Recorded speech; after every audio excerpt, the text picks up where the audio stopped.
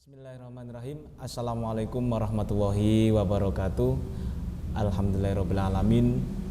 Rabbi shrah li sadri wa yassir li amri wahlul 'uqdatam min lisani yafqahu qawli, amma ba'du. Alhamdulillah pemirsa ngaji NU online yang diadakan oleh MBC NU Kecamatan Turen pada kesempatan bulan suci Ramadan 1446 Hijriah, kita masih diberikan kesempatan untuk bisa mengikuti secara istiqomah ngaji online yang pada sore hari ini kita masih bisa kesempatan untuk bisa menyimak dan mendengarkan petuah-petuah dari narasumber yang sangat luar biasa.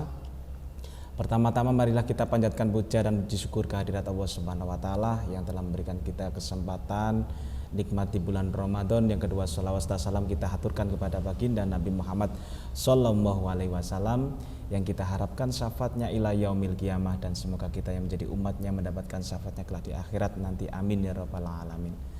Di samping saya sudah hadir narasumber yang sangat luar biasa. Beliau adalah pengasuh Pondok Pesantren Al Azhar sekaligus juga jajaran pengurus MBC NU. Alhamdulillah sudah berada di samping saya dan berada di tengah-tengah kita semuanya yang akan memberikan petuah-petuah yang menjadi motivasi panjenengan semuanya dalam menjalankan ibadah puasa Ramadan di tahun 1446 pada sore hari ini.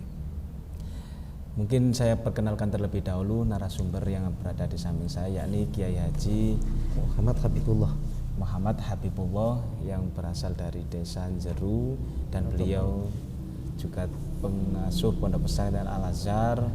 Mungkin tidak terlalu panjang lebar lagi pemirsa ngaji NU online, mungkin waktu dan tempat kula sumanggaken untuk keterangan itu.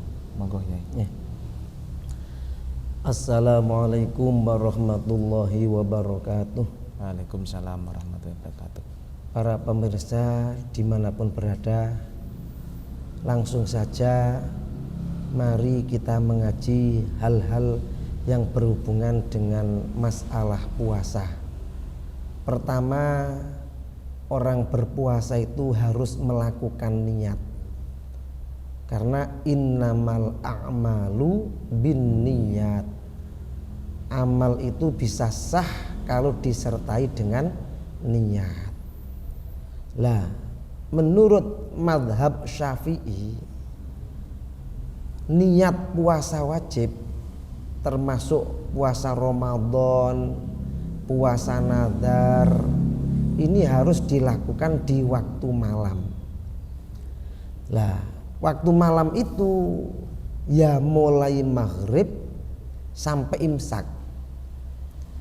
Jadi seandainya suatu saat kok lupa tidak niat karena sibuk ke pasar cari baju, ya, malam 27 misal ya, ini akhirnya nggak terawih, lupa nggak niat, maka menurut mazhab Syafi'i siangnya tetap tidak boleh makan sampai maghrib, tidak boleh melakukan hal-hal yang membatalkan puasa sampai maghrib. Tapi nanti setelah hari raya dia wajib qadha. Kenapa? Karena puasanya tidak sah, ya. Kenapa kok tidak sah? Karena dia tidak melakukan niat, sedangkan niatnya syaratnya harus dilakukan di waktu malam. Makanya sebagian ulama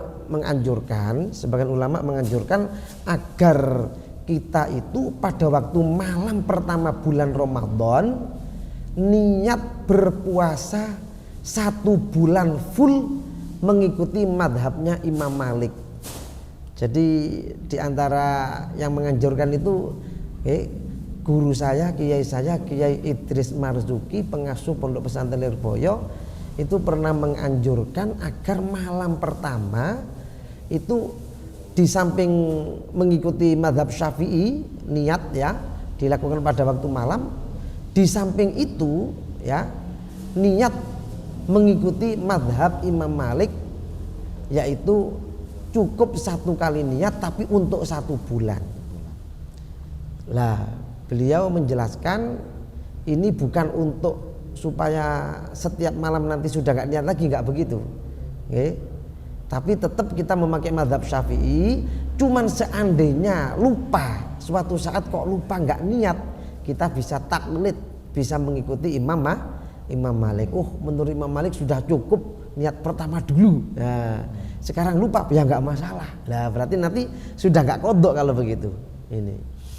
Lah, cuman kata beliau ya, kita tetap mengikuti mazhab Syafi'i, setiap malam ini harus niat. Kemudian seandainya lupa lagi semisal ya, ini ada solusi. Ingat pada waktu jam 9 semisal. Lah ini kalau kita ikut mazhabnya Imam Abu Hanifah tidak apa-apa, niat di waktu pagi ya. Kalau menurut mazhab Syafi'i kan yang boleh niat di waktu pagi itu kan kalau puasa sunnah. Seperti Rasulullah dulu ya, pertama tidak berniat untuk puasa.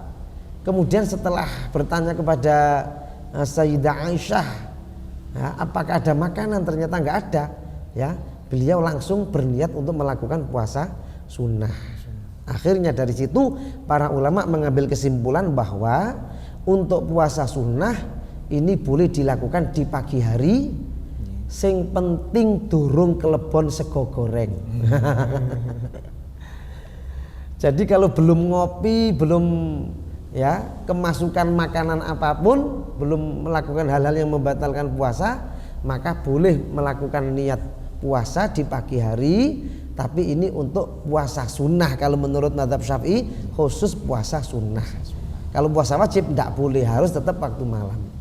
Tapi kalau menurut Imam Abu Hanifah, puasa wajib pun boleh untuk berniat di waktu pagi, tidak harus waktu malam. Jadi seandainya kita lupa ya, waktu malam belum niat, maka solusi yang kedua bisa ikut mazhabnya Imam Abu Hanifah, boleh niat di waktu pagi, yang penting belum melakukan hal-hal yang membatalkan puasa. Lah, kemudian cara niat yang benar itu bagaimana? Cara niat yang benar itu begini. Nawaitu shauma ghadin an adai fardi syahri ramadhani hadhihi sanati fardhal lillahi ta'ala. Lah, intinya di sini lafadz ramadhani jangan dibaca fathah. Lah ini banyak yang salah faham dan berfaham yang salah. Jadi biasanya dibaca Ramadhana begitu ya. Ada yang mengatakan ini dibaca Ramadhana kan lafadz Ramadan isim ghairu munsharif, isim yang tidak menerima tanwin. Itu nanti jernya dialamati dengan fathah. Lah, keterangan semacam itu benar tapi kurang lengkap ya. Itu ada kelanjutannya. Memang ya, isim ghairu munsharif, isim yang tidak menerima tanwin, itu alamat jernya adalah fathah, sebagaimana dawuhnya Syekh Ibnu Malik dalam kitab Alfiyahnya, wajurrobil fathati malayan sorif. Jerkanlah isim yang tidak menerima tanwin ya dengan harokat fathah, dengan alamat fathah. Tapi itu ada kelanjutannya. Malam yudhof aw yaku ba'da al-rodif, selama tidak dimudhofkan, artinya tidak digandeng dengan lafaz setelahnya atau tidak kemasukan al. Lah dalam hal ini lafaz Ramadan ini harus dimudhofkan kepada lafaz hadisanah. Jadi maksudnya yang dipasani, sing dipasani niku adalah Ramadhani hadisanati, Ramadannya tahun ini, bukan 3 tahun yang lalu dalam rangka qadha. Nah, harus begitu, niat itu harus takyin ya. Yang dipasani itu Ramadan tahun ini apa 2 tahun yang lalu dalam rangka qadha, apa 3 tahun yang lalu dalam rangka qadha. Nah ini harus diperjelas, harus takyin. Lah agar takyin itu harus digandeng dengan lafadz yang setelahnya Ramadhani hadhihi sanati. Maknanya Ramadannya tahun ini, bukan Ramadan 3 tahun yang lalu dalam rangka qadha. Bukan begitu. Nah, jadi bisa bermakna seperti itu, bisa takyin, bisa menunjukkan makna Ramadannya tahun ini bukan tahun yang lalu, itu kalau nunnya dibaca kasroh. Jadi kalau memberi makna Ramadhani hadhihi sanati, Ramadannya tahun ini, Ramadhane tahun menika. Nah, begitu. Bukan Ramadan dalam tahun ini, bukan begitu. Ada bedanya. Kalau dimaknani ing dalam tahun menika, dalam tahun ini, dalamnya itu namanya dzaraf. Makna dalam itu dalam bahasa Arab namanya dzaraf. Kalau dzaraf itu nanti ta'alluqnya dengan nawaitunya. Dzaraf atau jar majrur harus ta'alluq dengan fi'il atau lafadz yang semakna dengan fi'il. Kama fi qawaidil i'rab wa 'alliqidz dzarfa wa ma dhahahu bil fi'li aw ma yahtawi maknahu. Jadi kalau dibaca Ramadhana ya, nah, itu nanti terputus. Jadi yang dipasani itu tidak jelas. Kalau dibaca fathah Ramadannya ya, maka maknanya pokok bulan Ramadan, entah tahun ini, entah 2 tahun yang lalu, entah 3 tahun yang lalu. Lah hadhihi sanati itu nanti menjadi dzaraf, maknanya di dalam tahun ini. Lah di dalamnya itu ta'alluqnya dengan nawaitunya. Jadi artinya niatnya tahun ini tapi Ramadannya gak jelas. Loh, maknanya berubah begitu ya, rusak begitu. Ini bisa dilihat dalam kitab Al-Bajuri Syarah Fathul Qorib atau kitab I'anatul Thalibin Syarah Fathul Mu'in. Di sana jelas ada keterangan bahwa lafadz Ramadhani jarnya dengan dengan kasroh. Jadi kalau dimaknani Ramadan ing dalam tahun iki, maksudnya ing dalam itu kalau dalam aturan gramatika Arab, dalam ilmu nahwu itu ta'alluqnya hubungannya dengan nawaitunya. Jadi maknanya menjadi rusak nanti. Niatnya tahun ini tapi Ramadannya tidak jelas. Jadi yang benar Ramadhani hadhihi sanati, Ramadannya tahun ini, bukan 3 tahun yang lalu, bukan 2 tahun yang lalu, bukan 1 tahun yang lalu dalam rangka qadha. Nah, maknanya begitu. Lah kemudian nawaitu itu jangan diberi makna niat ingsun poso tutuko dino sesuk.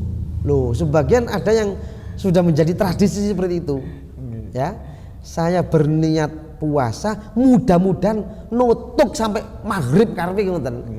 Lah ini bukan doa supaya kuat puasa, bukan.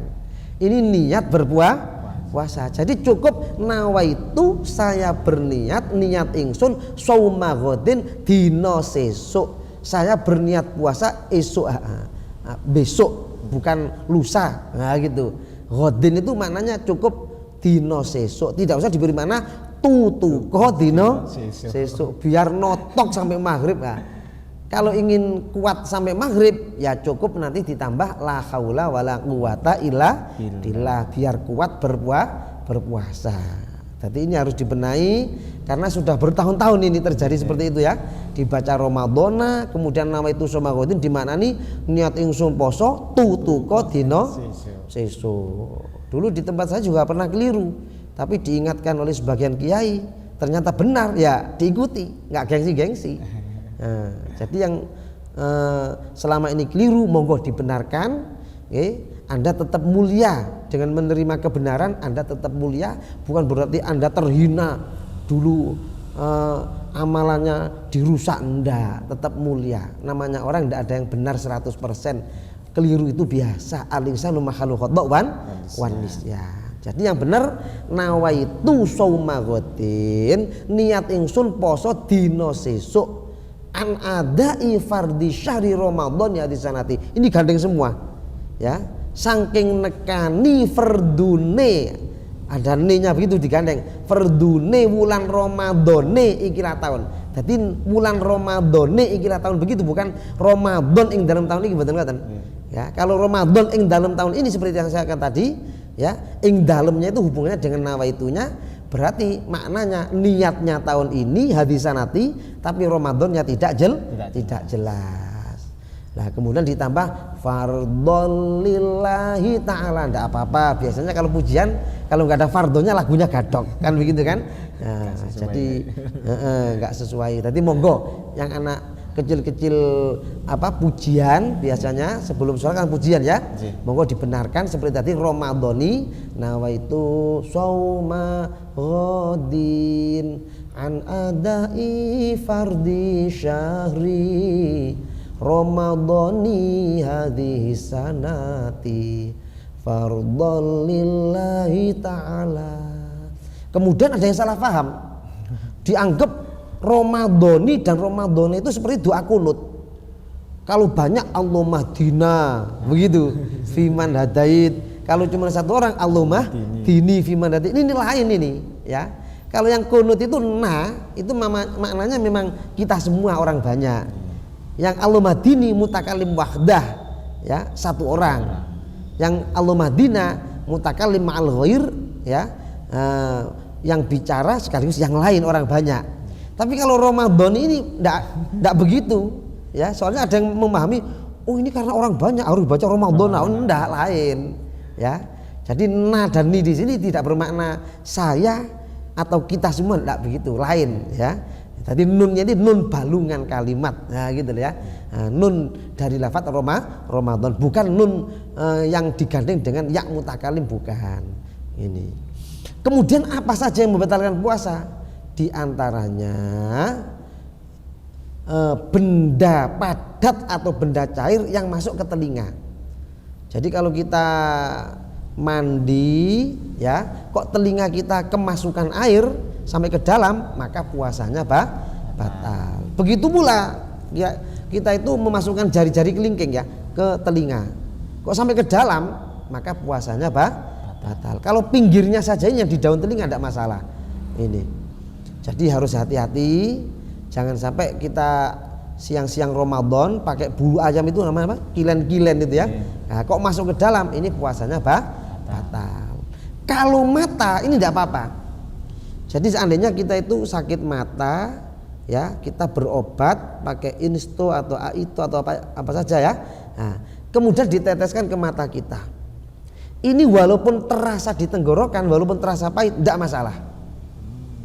Jadi kalau menurut dokter kan antara mata dan tenggorokan ini ada selang gitu ya, kecil, saluran kecil. Ya, itu menurut sebagian orang ini batal ini, apalagi nangis gitu ya.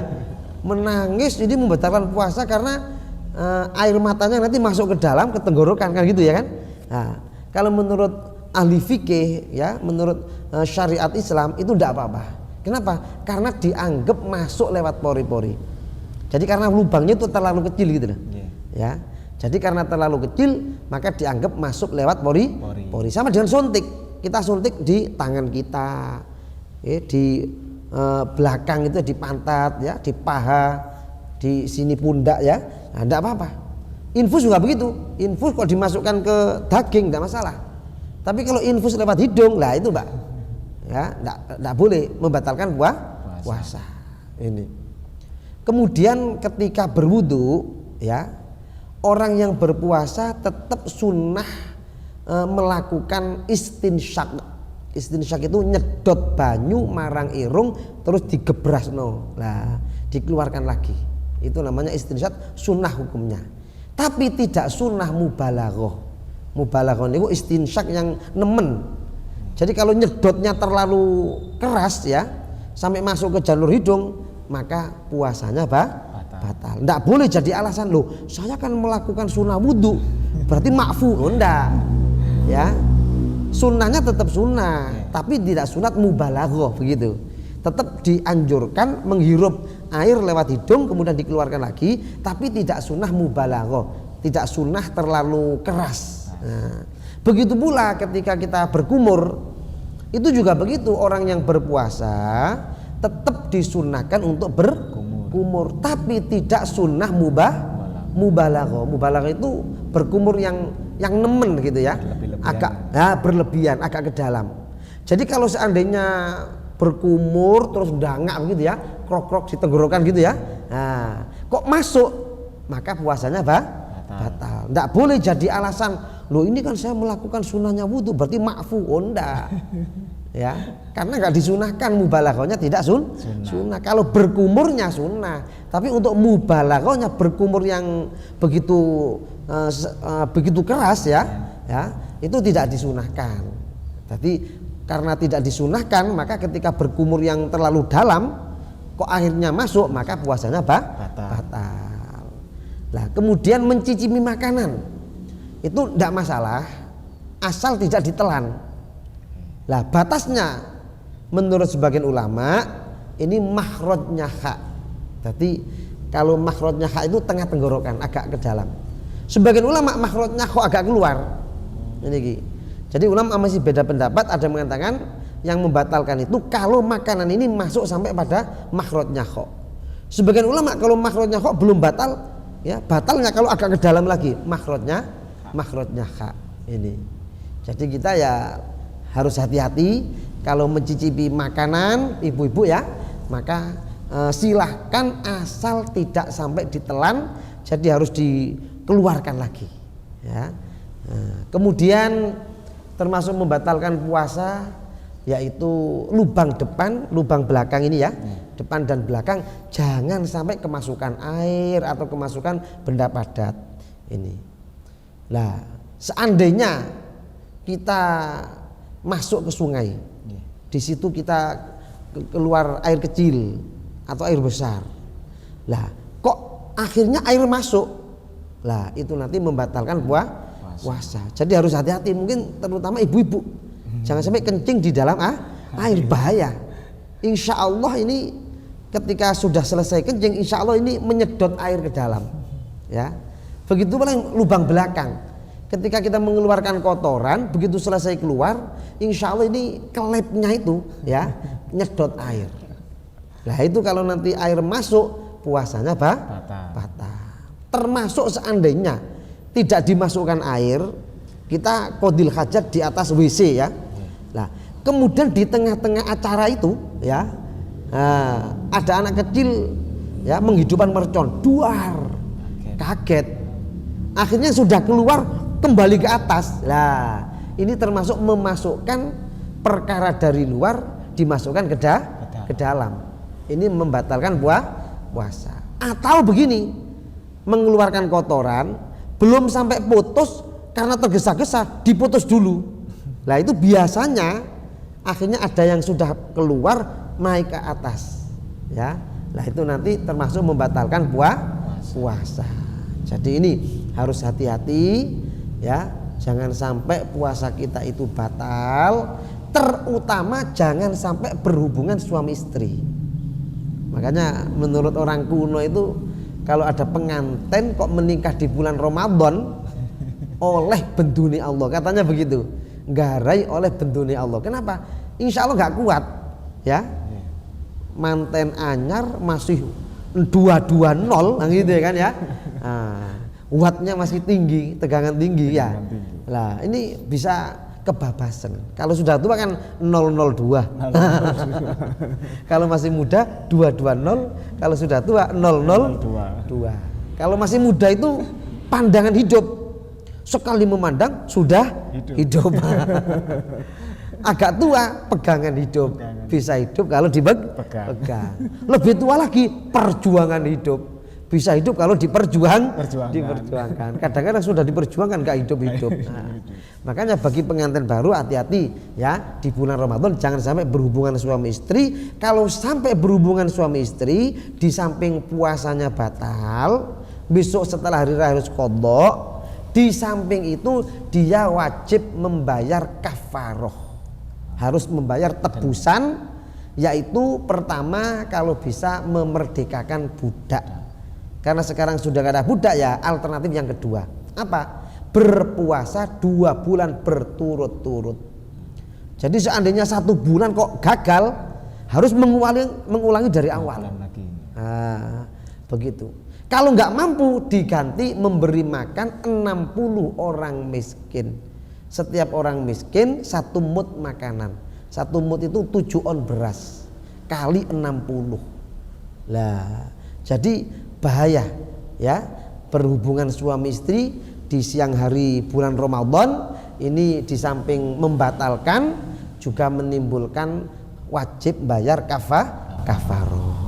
Ya, terima kasih Yai. Alhamdulillah tadi sudah dibahas panjang lebar, pembahasan yang sangat luar biasa.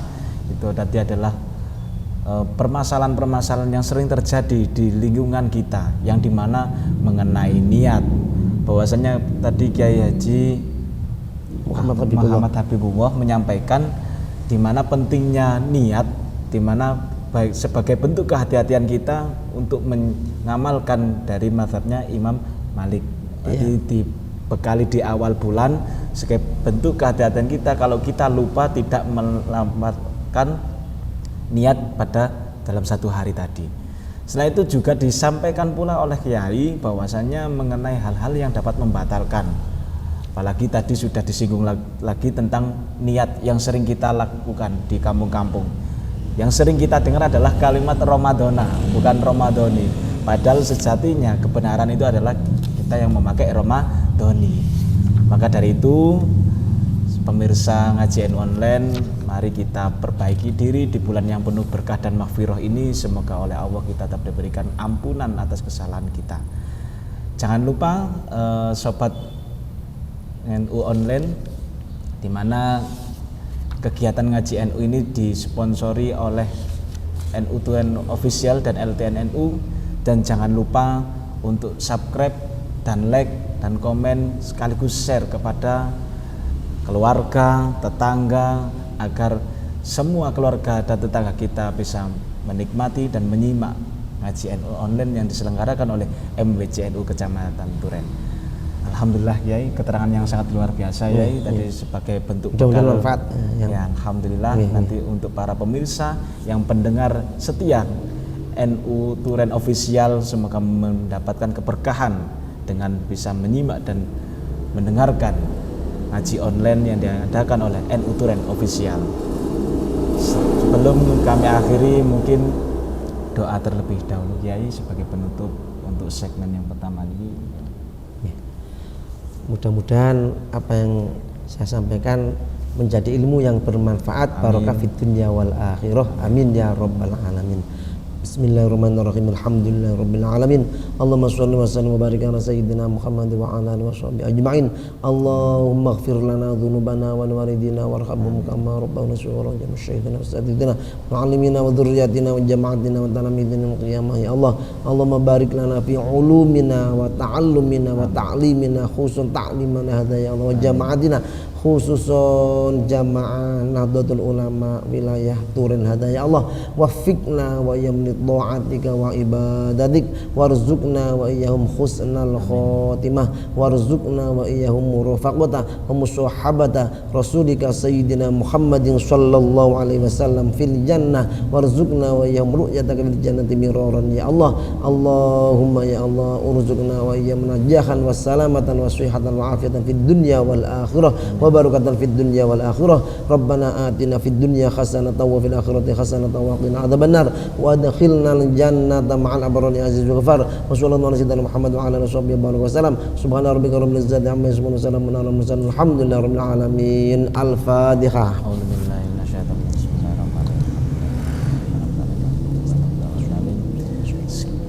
Sekian dari kami selaku pembawa acara pada kegiatan ngaji NU online MWC NU Kecamatan Turen. Jika ada salah ucap, salah sikap yang tidak berkenan di hati panjenengan semua para pemirsa, saya undur diri, mohon maaf yang sebesar-besarnya. Saya akhiri, wal muwaffiq ila aqwamit thoriq.